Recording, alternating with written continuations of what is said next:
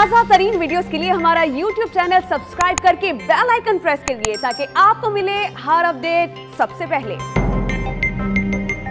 सबसे पहले आपको बताएं, काबुल एयरपोर्ट पर गैर यकीनी सूरत हाल के बाइस इनखला का ऑपरेशन सुस्त रवि का शिकार हो गया है।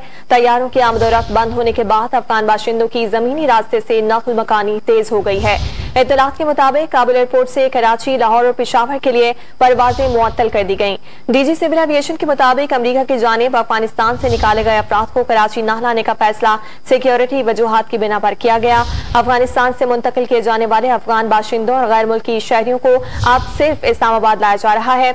दूसरी तरफ चमन की सरहद पर अफगान बाशिंदों की आमदोरफ्त बढ़ गई। हुकाम के मुताबिक रोजाना 5 से 6 हजार अफगान शहरी चमन का रुख कर रहे हैं। सरहद पर उनकी सफरी दस्तावेजात के मुआयने के बाद ही उन्हें पाकिस्तान में दाखिल होने की इजाजत दी जा रही है। सरहद पार करने वालों में खवातीन और बच्चों की बड़ी तादाद भी शामिल है।